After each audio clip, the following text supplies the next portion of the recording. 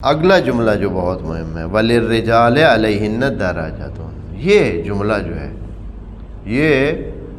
اس جملے نے جو ہے وہ بہت سارا مسئلہ پیدا کیا ہے۔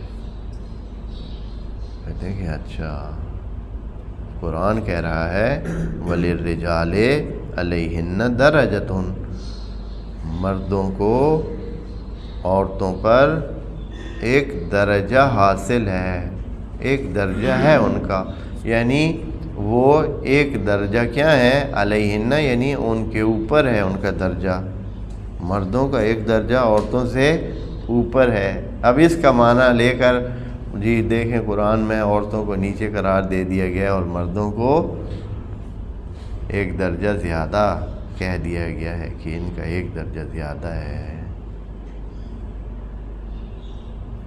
یہ جملہ جو ہے اس کو پھر ملا دیا گیا ہے پچھلے کے ساتھ، جیسے پیچھے بات آ رہی ہے شوہروں کی اور بیویوں کی، کہ شوہروں نے طلاق دی ہے اور بیویوں کو طلاق دی ہے، اور اس طرح شوہر جو ہے وہ یہ سلسلہ کر رہا ہے اور اس کے ہاتھ میں طلاق ہے، اور اس کو کہا جا رہا ہے وَبُعُولَتُهُنَّ أَحَقُّ بِرَدِّهِنَّ۔ یہاں بھی معنی کیا کیا گیا ہے کہ ان کے شوہر حقدار ہیں زیادہ کہ ان کو واپس لیں۔ یہاں للرجال سے مراد کیا لے لیا گیا ہے، شوہر مراد، چونکہ ترجمہ کرنے والوں نے اور مفسرین نے اس کو محدود کیا ہے، نتیجہ یہ ہے کہ اس کا معنی یہ بنایا ہے کہ شوہروں کو عورتوں پر ایک کیا حاصل ہے جی، درجہ حاصل ہے۔ یہاں بات خدا کریم شوہروں کی کر ہی نہیں رہا، قرآن ہے، کتنی دقیق باتیں ہیں، کتنی مہم اور پرظرافت باتیں ہیں۔ اوپر کہا ہے وَبُعُولَتُهُنَّ أَحَقُّ بِرَدِّهِنَّ،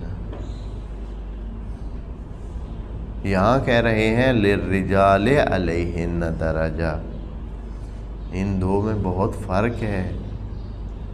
خدا کریم کے لیے کیا کوئی شاعری کی کتاب تو نہیں ہے کہ کہیں بعولہ کہہ دے، کہیں رجال کہہ دے، کہیں ازواج کہہ دے، کہیں کچھ کہہ دے۔ خدا کریم فرما رہا ہے کہ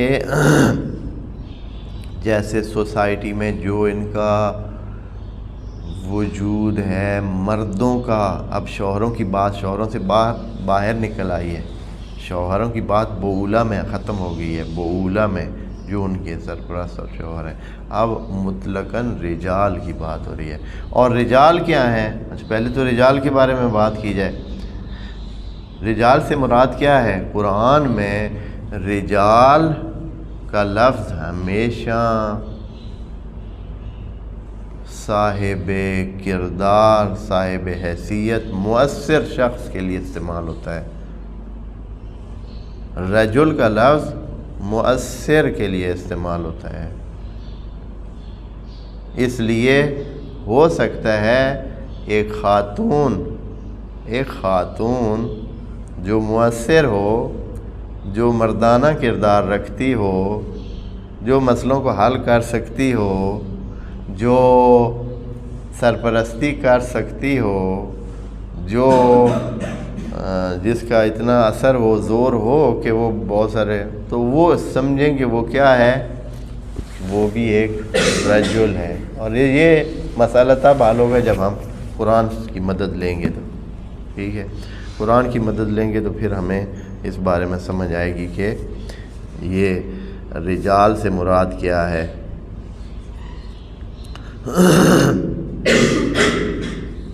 ویسے جملہ بندی دیکھیں یہاں جو خدا کریم نے فرمائی ہے، اور یہ نہیں کہا ہے کہ یہ حکم خدا ہے،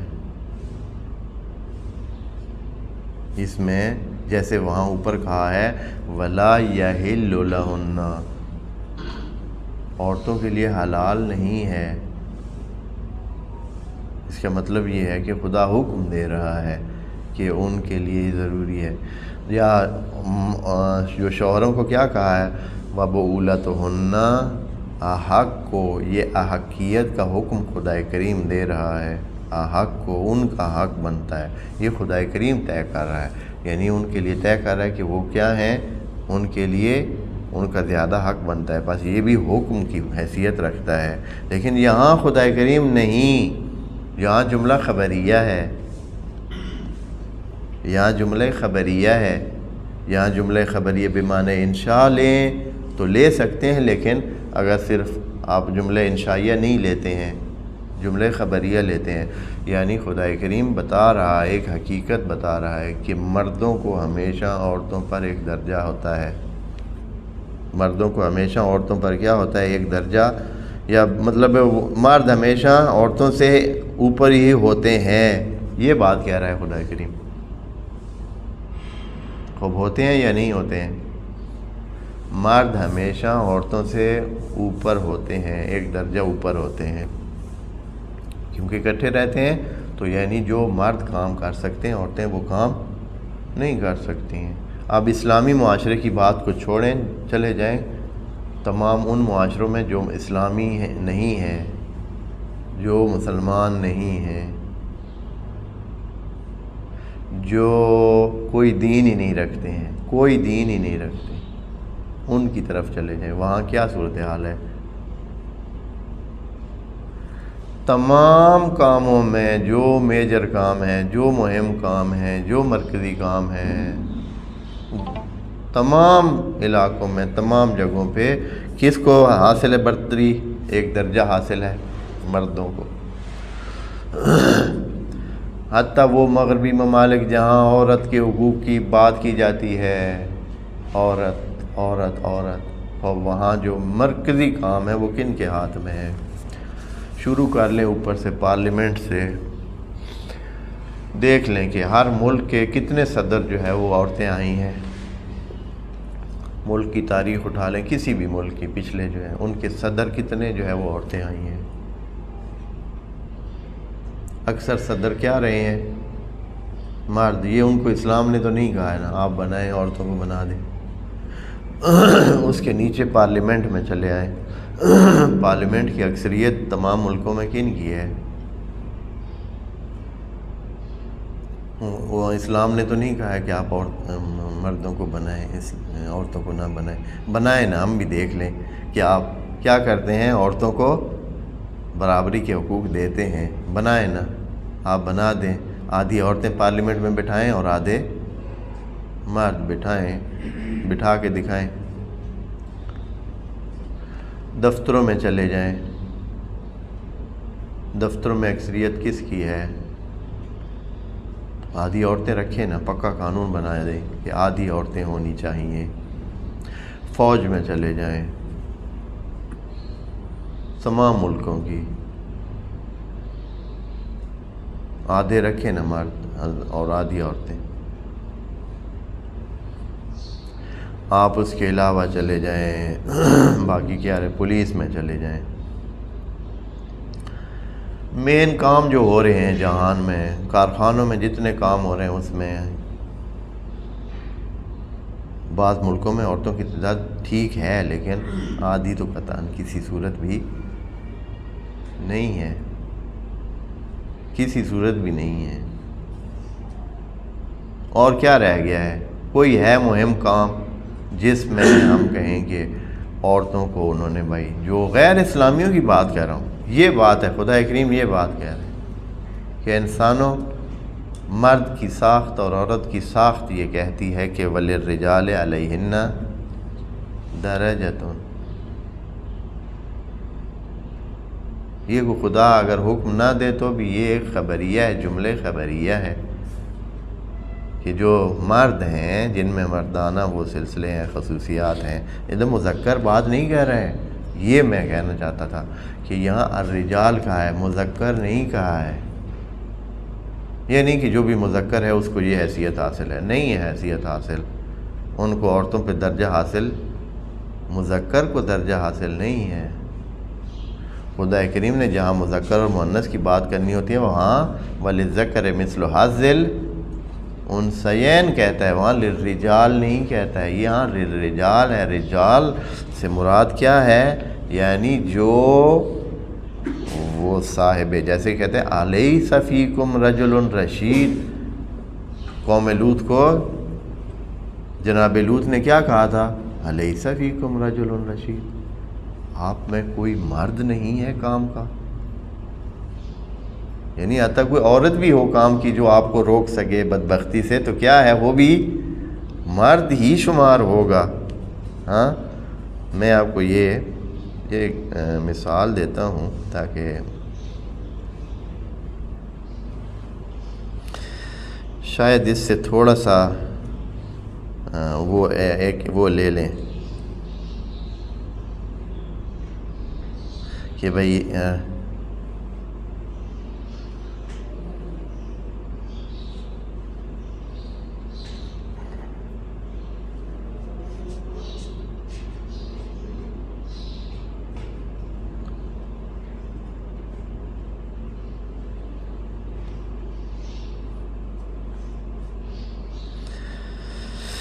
کہ رجال سے جو ہے وہ کیا مراد ہے۔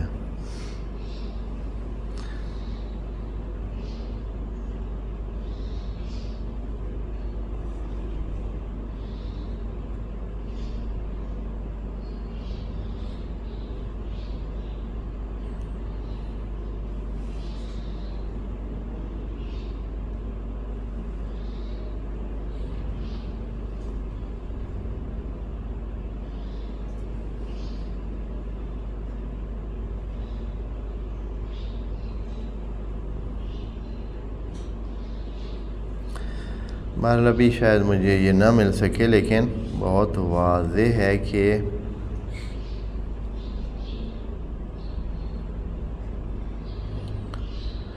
اس سے مراد وہ مرد ہے جو کیا کہتے ہیں،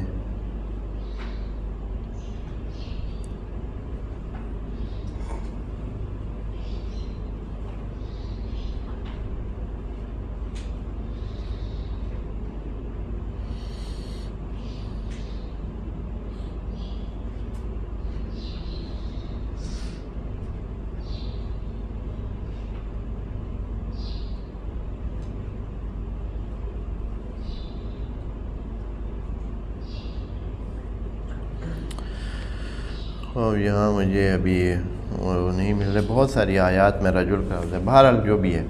اچھا، تو اب یہ دیکھنا ہے کہ یہاں خدا کریم یہ کہہ رہا ہے آخر میں کہ یہ جو طلاق کے معاملات ہیں اور صلح، شوہر اور بیوی کے درمیان صلح کرانے کے اور ان مسائل کو حل کرنے کے لیے، تو وَلِلرِّجَالِ عَلَيْهِنَّ دَرَجَةٌ، مردوں کا کام ہے کہ اکٹھے ہو کر ان کو بارے میں کیا کریں، مسئلے کو حل کریں۔ یہ مردوں کا کام ہے، جو صاحب نظر ہوتے ہیں، صاحب اثر ہوتے ہیں، یہ ان کا کام ہے۔ اس لیے خدا کریم یہاں فرما رہا ہے کہ وَلِلرِّجَالِ عَلَيْهِنَّ دَرَجَةٌ، یعنی یہ شوہروں کی بات نہیں ہو رہی ہے۔ شوہروں کی بات پہلے خدا کریم بتا چکا ہے کہ ان کا بنتا ہے کہ وہ جائیں۔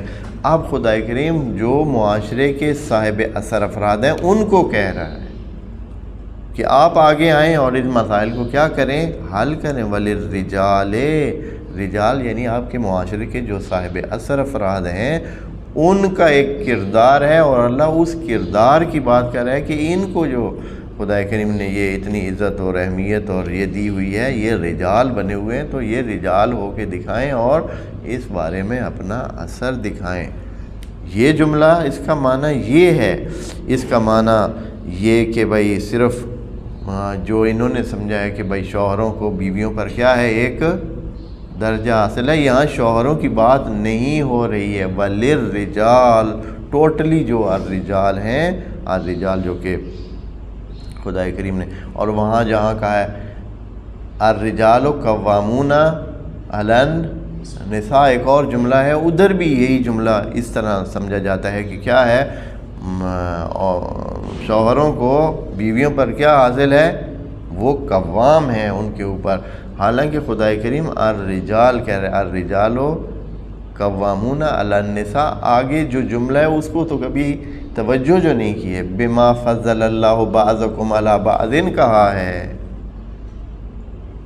کہ جو اللہ نے بعض کو بعض پر کیا دی ہے، ترجیح دی ہوئی ہے اللہ نے بعض کو بعض پر جو ہے وہ فوقیت دی ہوئی ہے نا. مطلب ہر بندے، دو مرد بھی ایک جیسے نہیں ہیں، ایک مرد دوسرے سے صلاحیتوں میں کیا ہے مختلف ہے، مال اموال میں مختلف ہے، رہنے کی جگہوں میں مختلف، پتہ نہیں کیا کیا سلسلے جس سے ایک مرد دوسرے مرد سے مختلف ہو جاتا ہے. تو وہاں بھی الرجال قوامون علی النساء بما فضل اللہ بعضهم علی بعض یا بعضکم علی بعض، اس میں کہا. تو اس میں یہ آ جاتا ہے بعض اوقات اگر عورتیں جو ہے وہ فضیلت رکھتی ہیں، ان کو فضیلت دی گئی ہے. ایک عورت کے پاس اموال ہیں اور وہ دوسرے مرد کے پاس نہیں ہے، مرد کے مسائل کو وہ عورت سنبھال رہی ہے، وہاں کون قوام ہوگا؟ وہاں قوام کس کو قرار دیں گے؟ وہ عورت ہی قوام ہے. پھر وہاں مذکر کی بات نہیں ہو رہی ہے. فرق یعنی میں یہ کہنا چاہتا ہوں کہ مذکر میں اور مؤنث میں خدا کریم نے جہاں صرف کسی کے مذکر ہونے اور مؤنث ہونے کی بنیاد پر کسی کا فیصلہ کرنا ہے، تو وہاں مذکر اور مؤنث کا لفظ ذکر اور انثیٰ کا لفظ استعمال کرتا ہے. اور جہاں رجال کا لفظ استعمال ہوتا ہے، رجال کا مطلب ہوتا ہے جو اپنے پاؤں پہ چل سکتا ہے. رجل کو رجل بھی اسی لیے کہتے ہیں کہ اور رجل پہ چلتا ہے، وہ رجل اس کے سمجھیں کہ وہ اپنے خود رجل کا خود مالک ہوتا ہے اور اپنی مرضی سے چلتا ہے. جبکہ عورت جو ہے وہ اپنے پاؤں ہوتے ہوئے بھی اس کے پاؤں نہیں ہوتے ہیں. پاؤں ہیں عورت کے لیکن اس کے پاؤں اس کے کام کے نہیں، اس لیے کہ وہ اپنی مرضی سے، اس لیے نہیں کہ یہ اسلام کا حکم ہے، اسلام کا حکم نہیں ہے. ویسے ہی عورتیں جہاں پورے جہان میں وہ مردوں کے بغیر، یعنی مردوں کے بغیر نہیں چلتی ہیں، مردوں کے بغیر کوئی کام نہیں کرتی ہیں، کر نہیں سکتی ہیں. ان کو محافظت چاہیے، ان کو سرپرستی چاہیے، ان کو پتہ نہیں کتنے سلسلے چاہیے. پھر جہاں جہاں عورتیں کہیں اگر کام کر بھی رہی ہیں یا کہیں وہ اپنا اچھی صلاحیتیں دکھا بھی رہی ہیں تو تب دکھا رہی ہیں جب ان کو کیا ہے، مردوں کی حمایت حاصل ہے. یہ چیز خدا کریم کہہ رہا ہے. بس یہاں صرف مراد یہ نہیں ہے کہ بھائی جو مرد ہو جسمانی طور پر، یہاں بما فضل اللہ بعضکم علی بعض کی بات خدا کریم فرماتا ہے.